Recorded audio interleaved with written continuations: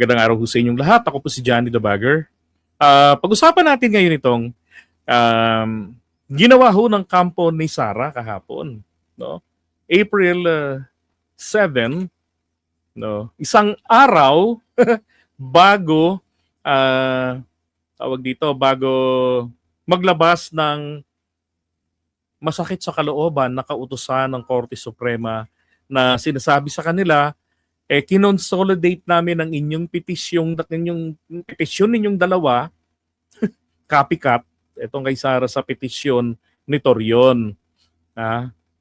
At pinasasagot namin ang Justice Committee ng Kamara de Representante sa loob ng 10 araw. Alright? So, ang tanong nga po dito bakit ginawa ito ng kampo ni Sara?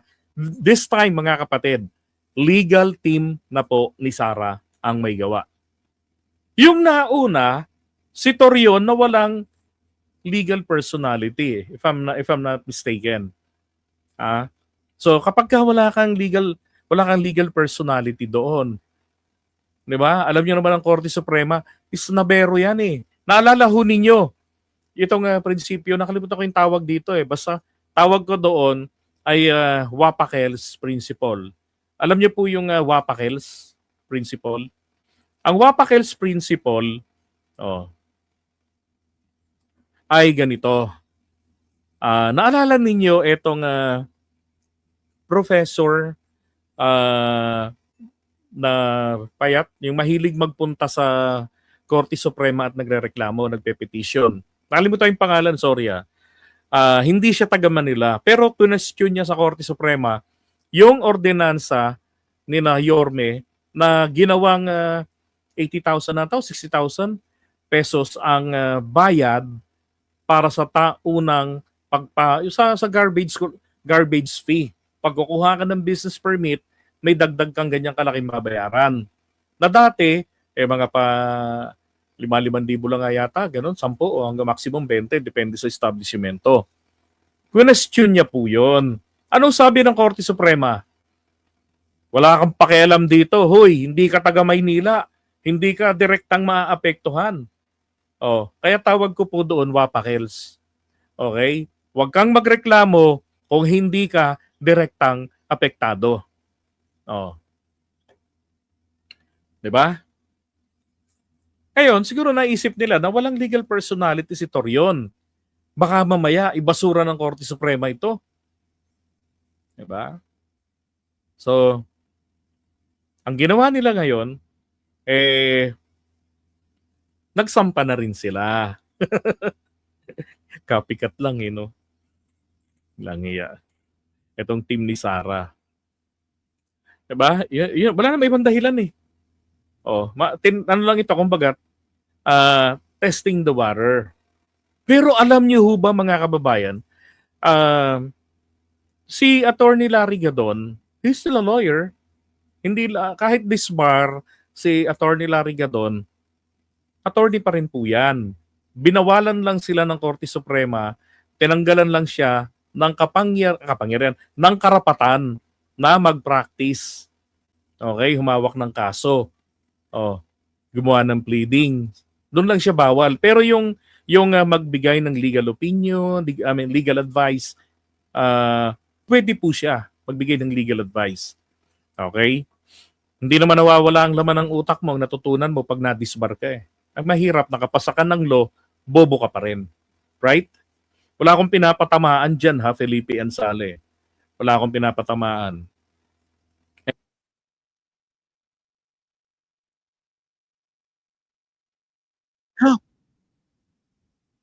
Okay, so wala pa yung video Etong video na ito, sinasabi rito ni Attorney Larry Gadon na si Sara ay nagpunta. Pasikreto. Actually, sometime around February pa ito this year, itong video na ito. Na nahagilap ko pagkatapos na magbigay ng comments sa GC namin si Go Philippines na kahapon ang kampo ni Sara nagpunta sa Korte Suprema. 'Di ba? Sabi niya. So hinanap ko ngayon Tapos isa ito sa nahagilap ko. Again, sa TikTok, ang petsa po nito ay February po yan. Mas sa FB makikita nyo to. February po ang video na ito. Pakinggan nyo. Lingid sa ating kaalaman ay nag-file pala ng petition for certiorari and prohibition itong si VP Sara doon sa Supreme Court upang Ang certiorari, ang ibig sabihin po nito, ito po'y kahilingan sa Korte Suprema na pag-aralan nyo nga po itong ginawa nila, tapos pagbawalan mo silang gawin yan. Okay? Ganun po yun. So, mas malupit pa yan sa TRO because the TRO is temporary. Diba? Kaya nga temporary restraining order eh. Oh. Yan ang hiningi raw po ni Sara. pigilan ang impeachment proceedings sa kanya. Bakit ganon? Akala ko ba siya ay hindi natatakot at wini-welcome niya ang impeachment proceedings na yan dahil sinasabi niya wala siyang kasalanan. Kaya ngayon, nakakapagtaka naman na sa pag-file niyang ito ay talagang palihin nilang i-file itong petition na ito at kung hindi pa nagsalita yung spokesman ng Supreme Court na totoo nga na nag-file ng petition si Vice President Sara Duterte sa Supreme Court ay hindi pa malalaman ng publiko. Ngayon, hindi naman po pwede yung pagpa-file na yan ng petition for certiorari and prohibition sapagkat ang impeachment proceedings ay isang karapatan ng Kongreso na inherent and plenary sa kanila. Walang pwedeng makialam dyan. Hindi yan pwedeng pakialaman ng Supreme Court. Hindi rin. Di ba? So, ganun. Gumapang sila. Di ba? Kaya lang nga, again, ang kapansin-pansin dito, Attorney Larry Gadon could be mistaken at this time. Kasi lumilitaw rito sa in-address ng Korte Suprema ngayong araw na ito, dalawa lang ang petition. No, I don't know kung ano yung sinasabi niya noong February na pumunta ng Korte Suprema. Baka katulad dun sa sa BJMP na 'di ba sabi yung kay Madriaga, gabi pumupunta ron, ang dinadalaw daw ay si tawag dito. Sabi ni Pebbles gustong madalaw si Madriaga. Pero sabi naman ni John Vic, si Tives daw. Pero confirm, pumupunta. Okay? Ngayon, may nag-comment, sabi, asan na yun? Sabi niya, teka ha. Asan na yun? Sabi, kakapasok lang na balita. Saan na yun? Nakita ko yun kanina eh. Teka ha.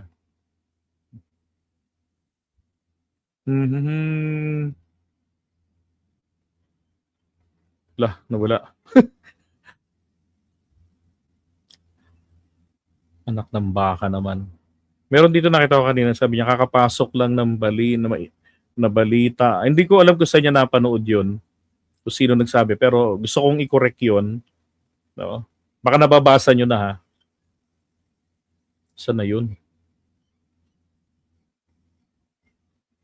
Wala na eh. Okay, anyway, doon sa nagsabi na kapapasok lang na balita na tinurn down daw. Ayun, ito pala sa harapan ko na. Sabi ni Isabelo Cabato, Supreme Court turned down Sara's petition. Kakapasok lang tuloy ang impeachment April 14. Gusto ko lang pong i-correct, hindi po ito tinurn down. Okay? Hindi po tinurn down na ibig sabihin ng tinurn down, i-dismiss. Okay? Na hindi po ganon. Ang nangyari po ngayon dito, masakit pa po sa dismissal. Kasi yung pinaka-importanting hinahangad nila, which is the TRO, mapigilan man lamang pansamantala. Pwedeng 30 days up to 90 days yung gagawin ng court ng Kamara ng Committee on Justice hindi po nangyari. Now, good thing you post that kasi gusto ko lang pong ipaalala. Kaya po hindi po inaksyonan ng Korte Suprema yan. Kasi mas mabigat po. Kasi tinitimbang ng Korte Suprema ito eh. Unang-una, alin ba ang mas mabigat? Constitutional mandate, di ba? To initiate impeachment. Tapos inutos pa ng Korte Suprema, lahat ng aspeto, bahagi ng impeachment proceedings, dapat nandun ang due process. So, nasa rules din ng Kamara na kinakailangan nga naman may hearing sila. Hindi lang sinunod kasi nung nakaraan eh. Yung railroaded version. Eh kailangan din pala yon ilagay sa i-refer din sa Justice Committee. Oh. Ngayon, yun po yung mandate na kailangan gampanan nito at mula po nung araw na nai-refer sa kanila yan ng plenaryo dyan sa Committee on Justice, they only have 60 session days. Okay? 24 hours po session days. Oh, ibig sabihin nito, limitado lamang ang oras nila. So kung iti-TRO yan ng Korte Suprema, which is napaka-bobo na petition itong ginawa nila. Bakit mo ipapa-TRO yung time-constrained constitutional mandate? Kahit sa tingin ninyo, yan ay hindi karapat-dapat sa batas. And that is your opinion kasi nasa panig kayo ng akusado ni Sara Duterte. But dapat po kasi nirespeto nila Torion yan at ng kampo ni Sara, ng mga abogado niya. Kaya that's asking for TRO. That's a very, very desperate move. Papa-TRO mo, time constrained yan. Tapos hindi rin naman sila makakapag-desisyon agad ang Korte Suprema. Kasi there must be a basis, at least, para mag-issue ng TRO. Di ba? E titignan dito, matimbang ba yung constitutional mandates, the 60 session days, kailangan matapos nila yan? O yung pinaka-iingat-ingatan mo ang salin ko at bank records. Di ba? Na tinatago-tago ko pa since 2016. So tinitimbang po yun. Eh yung bank records, salin niya, titignan yun. Eh public person ka naman. Dapat kusa mo na nga, wala na kang dapat ganitong proseso. Dapat kusa mo ng binubuyang yan kung wala kang tinatago eh. Di ba? O tapos ito, constitutional mandate. Pag ginawa ng Korte Suprema i-TRO yun, Korte Suprema ang lumabag sa Constitution. That order will be unconstitutional. Okay? Kaya hindi po sila naglabas ng TRO. Oh. Diba? Okay, nagets nyo na. Okay, so ngayon, balikan natin ito. Ito yung kanilang final. Pero alam niyo ho ba, sinagot ni ni Leila de Lima, sabi ni de Lima, akala siguro nila yung Supreme Court, yung SC, ay Sara's Court. That makes sense indeed, right? That makes sense. SC nga naman, Sara's Court, na pwede nilang takbuhan para pagtakpan ang kaduwagan at pagtakas sa pananagutan. Tama. Di ba? Ang lupit. Bloodbath! Is this the definition of bloodbath? Ano yung sabi ni Ridon? Sabi niya, kahapon din sinagot niya yan eh. Ang kasi, Korte Suprema, kanina lang din hapon nila in-upload yung physical copy ng petition. So ako man, hindi ko pa rin nabasa eh. Bago tayo mag-LS, doon ko lang nakuha yung kopya. In-upload na nila sa Supreme Court website. Okay, supremecourt.gov.ph. Nandun yun. Yung kay Torion at saka ito. Yung final kahapon ni Sara. Pero, nakita na siguro ni Ridon kagabi o kahapon, baka may advance copy, may nag-leak. Sinagot niya. Sabi niya rito sa kanyang post, this petition is anchored on a misrepresentation of facts. Grabe. Gumamit sila ng fake news, sina Sara, yung kanyang legal team, and distorted interpretation of the Constitution and prevailing jurisprudence. Sabi niya. It is a clear attempt to mislead the Supreme Court and the public. Unang-una raw, hindi raw totoo na yung impeachment complaints ay nai-refer sa plenaryo. Totoo naman nai-refer yun sa plenaryo o gags ba sila? Nai-refer pa yan noong 10th day na. Oh. So, noong 10th day na yun, naalala po, sino yung nakakaalala rito? Top type 1 po. May isang sakong bigas kayo sa akin mamaya. Nung kinontent ko yon, sabi ko sa inyo, magkakaroon ng another impeachment complaint. But this time, ilalabas dyan Lunes, is the railroaded version. Wala pa nga eh. Oh, yung mga, naalala nyo yun? Totoo? Ano, loloko nyo ako Naalala nyo yun? Ang nagsabi noon, nakita ko sa content ito, ni Attorney Bueno. Ang kausap pala ni Attorney Bueno, congressman doon, ay si Pastor Benny Abante. Oh. Nalala niyo 'yon. Kaya lang ho, itong Antipolo congressman, ano ba yun, ang pangalan ng grupo na 'yon, dating partido yan kapartido ni Pulong, 'di ba? Ay umatras sila si Ronnie Puno, umatras ang grupo ni Ronnie Puno. Kaya hindi nakuha noon yung 103 votes, 105 votes, 1/3 para railroaded version. Kasi kapag ka-railroaded version ng impeachment, i-refer pa rin yan sa Committee on Justice. Pero hindi po i-determine, sabi ng Korte Suprema, kasi hindi mandatory sa Constitution. Kaya nga maraming kongresista, 1/3 ang nagdesisyon ay itulak na agad sa full-blown trial ang reklamo. Hindi na raw po ay NUP. Thank you. JT Scorpio. Yan. Ngayon, ang sabi ron nila ay ang purpose daw po ng referral ay para i-determine lang yung masiguro lang na bawat isang kongresistang pumirma, nandoon yung certification slip, nandoon yung sinasabi nila na nabasa ko yung kopya, naintindihan ko, naunawaan ko ang mga testimonya at ebidensya. Kaya ako pumirma. Yun lang yun. Pero, hindi po required doon ang kinakatakutan nilang mini trial. Pagka na-verify na ng Committee on Justice at that day na kompleto yung ilan ang pumirma, bawat isa, nakapag-execute nito, kasi notarized yun eh. So kung 105, mga ganyang kakapal yun. So kasama yun sa attachment na dadalhin nila yung articles of impeachment.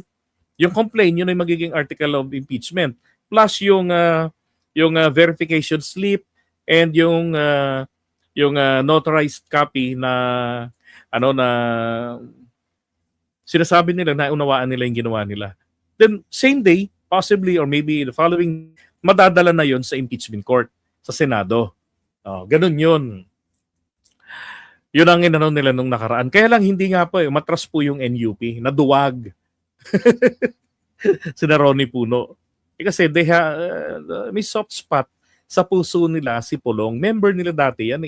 Actually nga, ayaw naman ni Pulong yan eh. Sila lang ang nag-adapt kay Pulong. Kasi mga sip-sip sila ang NUP. Mga balimbing ang NUP. Uy, sorry, hindi ko nabanggit yung National University. Yan pa naman galing ang wife ko. Tsaka sa Arellano University. Pambihira. Buti na lang tulog. Shoutout sa mga Ryan Casabar ba to? Yung R. Casabar. JB, if you continue the law, I think you're a good lawyer and a professor of law. Hindi natin pag-usapan yan.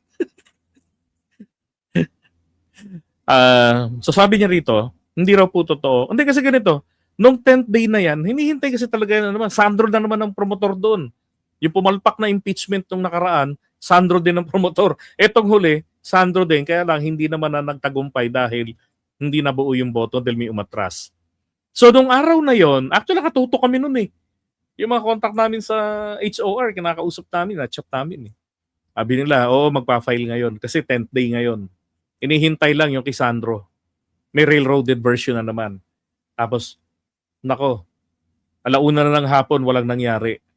Oh, umaga hindi na nabuo. So nangyari doon, yung apat, kinonsolidate yung apat na impeachment complaint. Yung isinubmit bago ng January pa lang, bago ang February 6, isinubmit din yon, no, nilagay sa calendar of business ng or order of business ng plenaryo.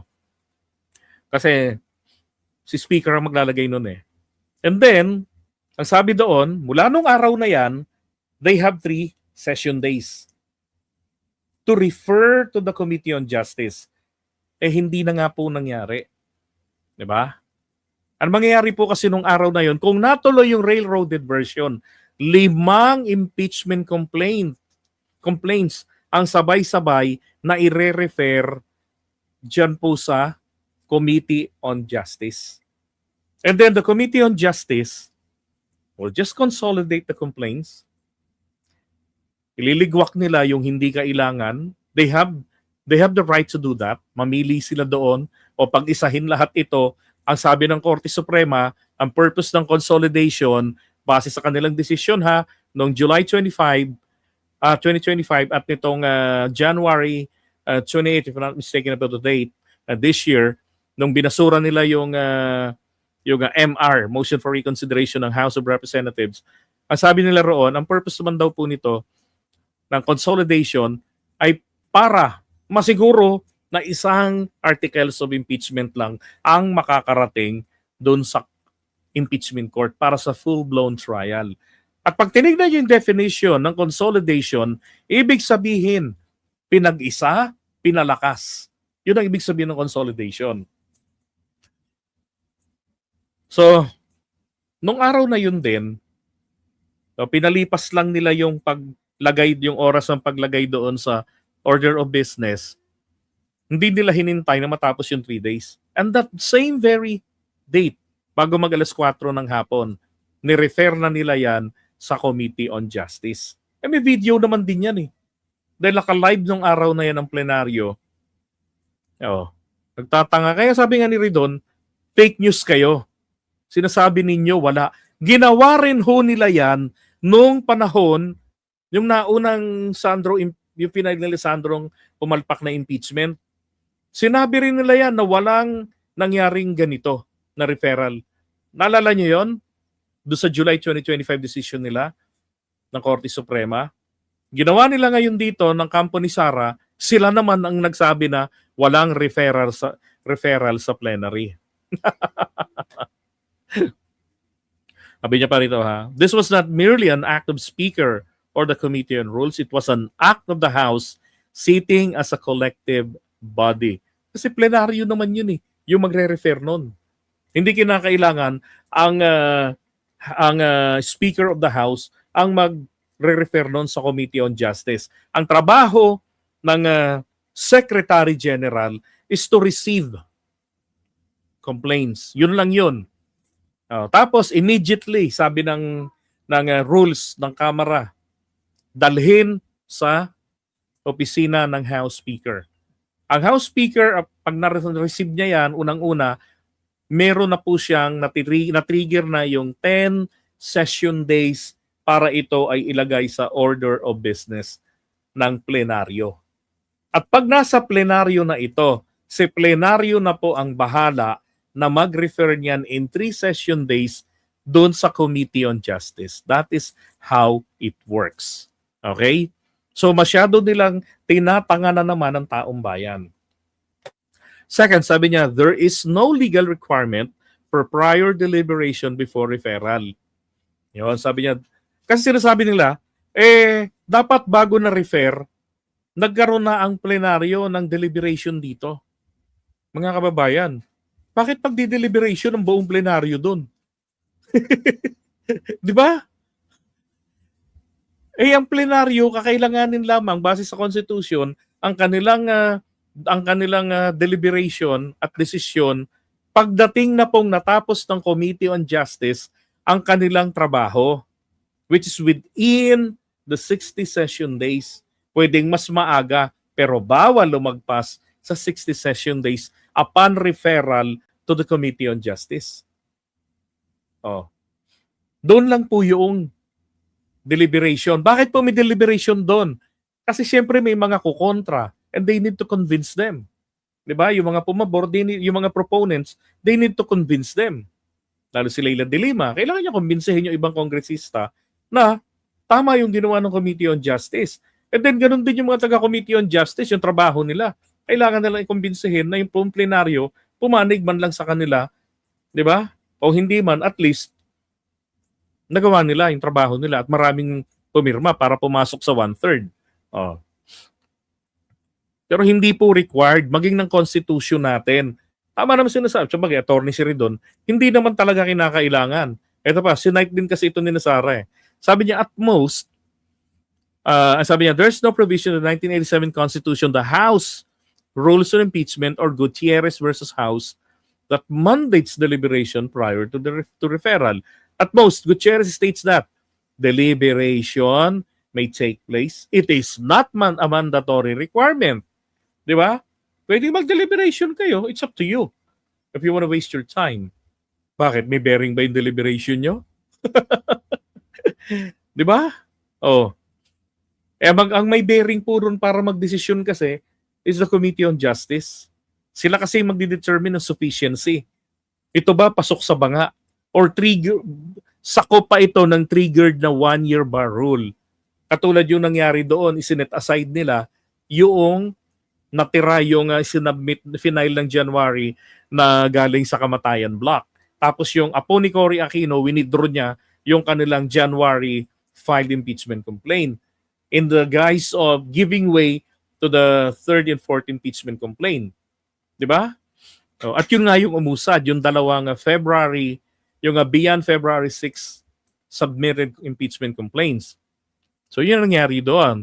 Ito pa, third, there is no violation of the 1-year bar.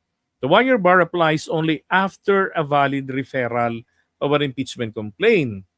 Doon lang yun. Nagkaroon ng referral. Di walang ano.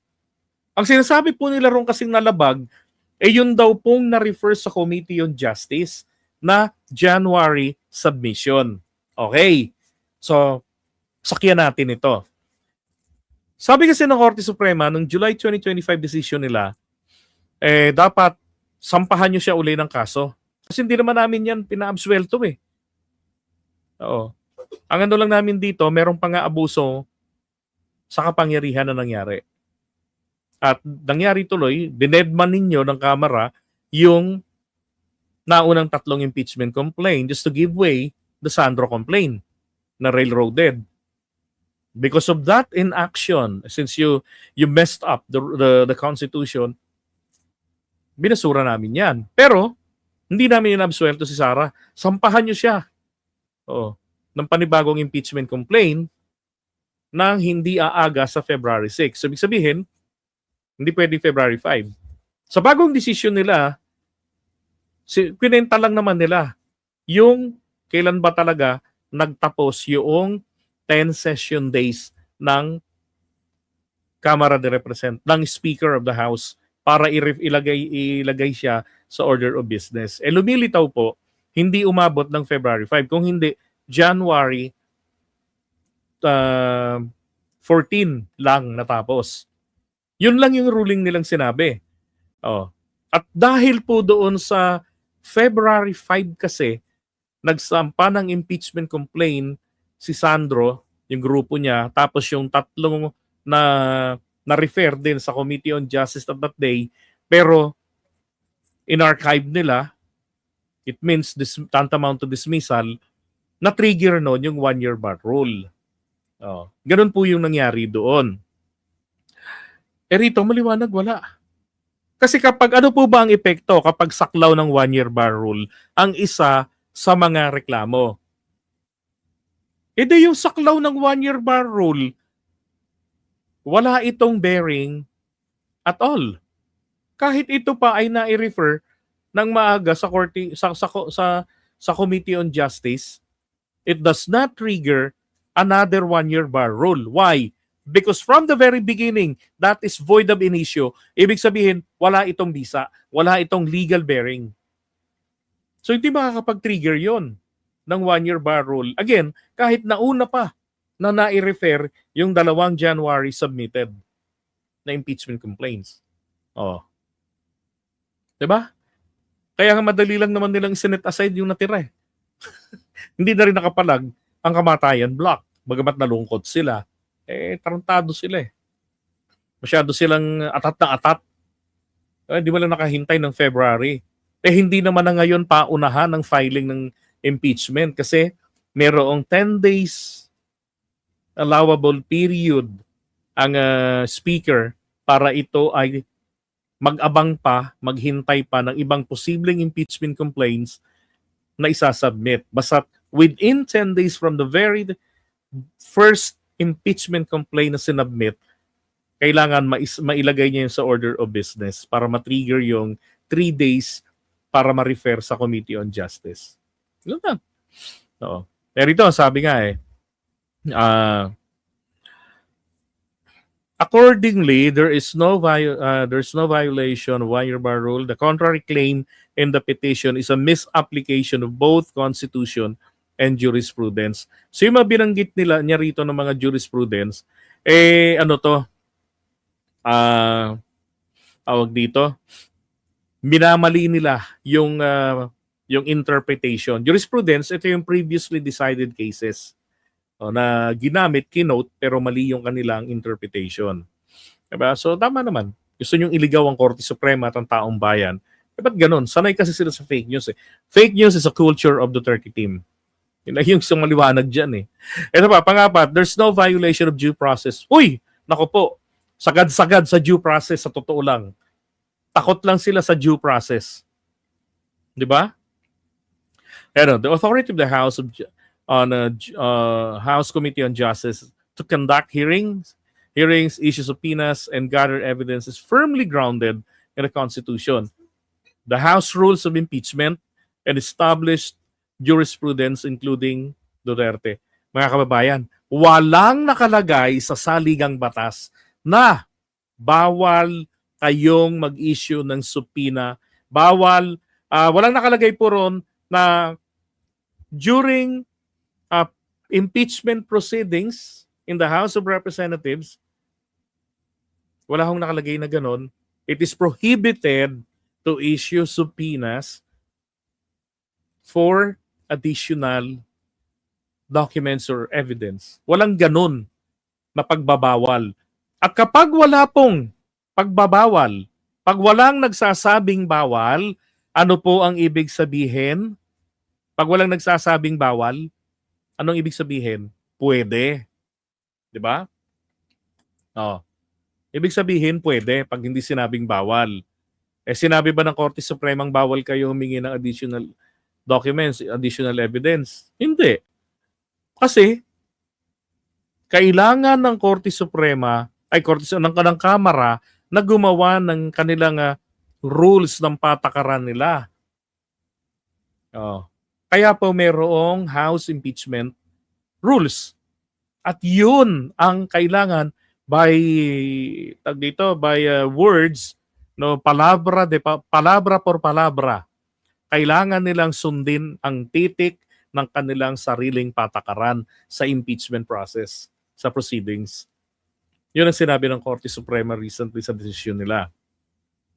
Yun naman ang ginagawa nila. Nung nakaraan, nagreklamo si Sara, hindi kami napasagot. Hindi mo lang ako nasabihan, ano ba reklamo niyo sa akin? Sana nakasagot man lang ako. Ngayon, ayaw nila sumagot eh.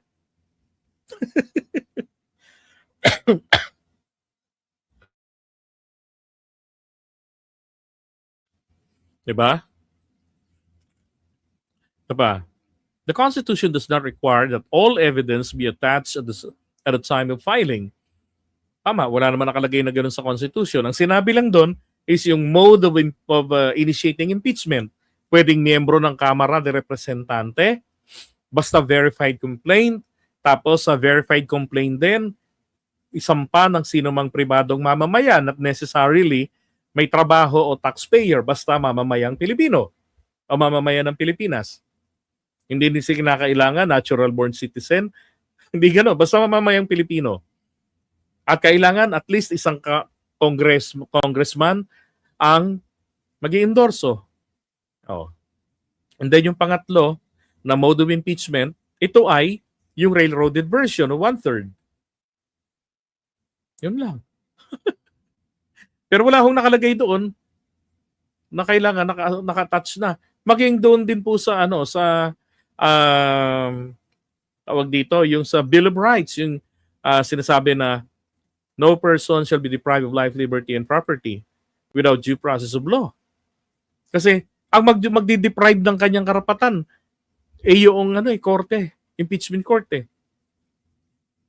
Kaya sa impeachment court, pwede silang humingi rin.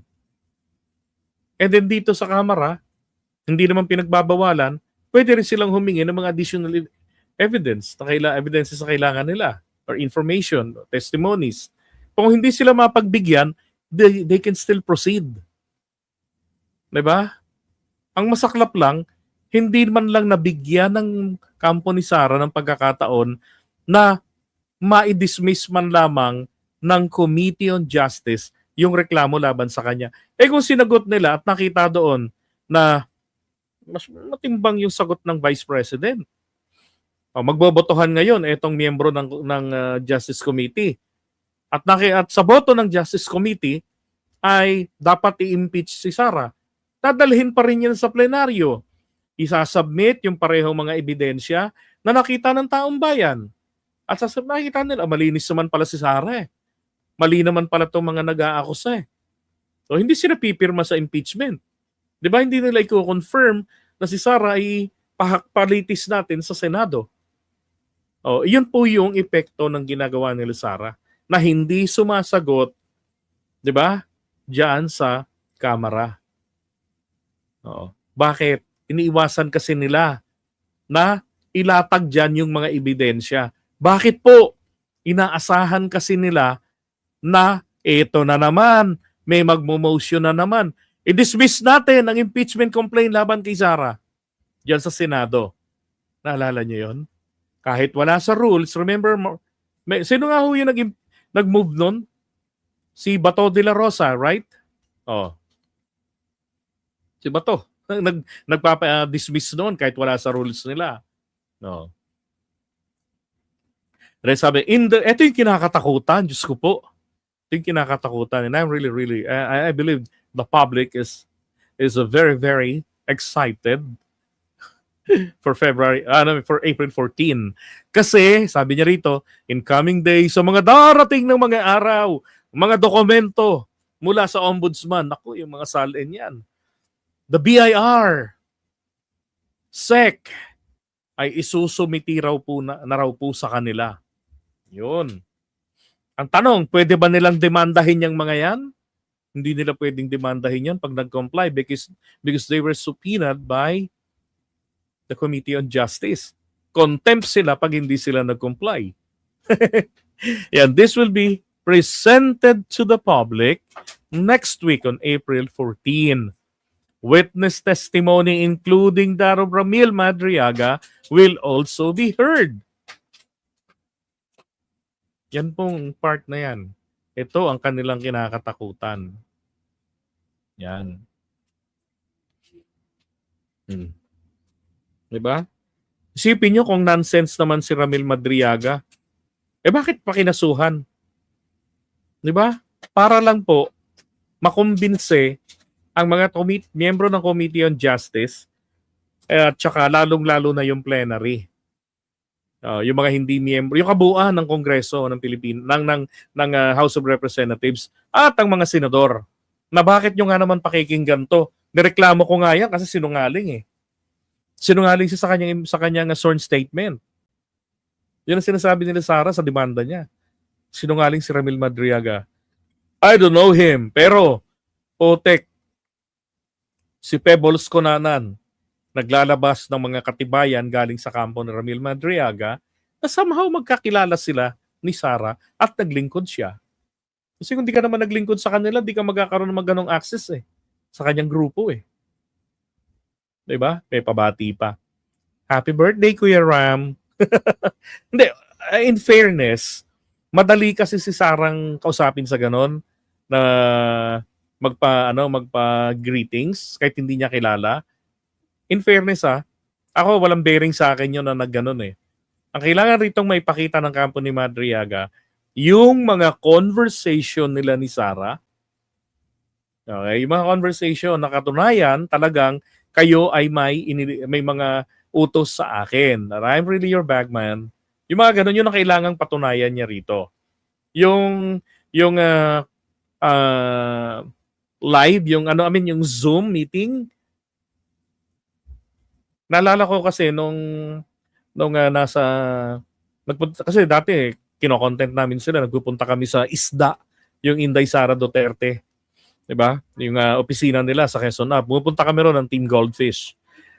Sabi ng isang USEC, kasi sabi namin, bakit meron kami dating question dun eh. Bakit pinapayagan ninyong dumikit ito kay Sara? Sira ulo yung kalaban yan. Dilawan yan. Ang sabi sa amin, alam mo, politika kasi ito. So kapag kampanyahan, ganyan ang mga Duterte, lahat ng didikit sa kanila basta makakapagdala ng tulong sa boto, i-entertain nila yan. Pero after election, calling moment na yan. Hindi na nila yan papansinin. Doon na sila nakapokus doon sa kanilang mga totoong alagad. Yung mga tumulong, dead man na yan. Sabi sa amin ng USEC na yan. Paano yung si biyahe ni Koy? Andun kami nung meeting namin doon sa USEC na yon. Ay, sabi rito, we are now in the middle of constitutional process of accountability. We will continue the proceedings until the very end. And again, 60 session days lang sila. Ibig sabihin po nitong session days, ibig sabihin, bilang nito kada araw na may session ng Kongreso. Yun, yung Committee on Justice. Meron silang session or meetings or hearings, ganyan. Diba? So they're running out of time.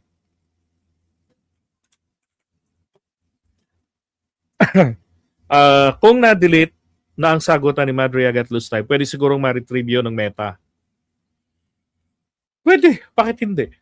Pero, pinakamaganda lalo nito, kung iyan po ay text message, SMS. Kasi, kahit, di ba nawawala yung cellphone niya?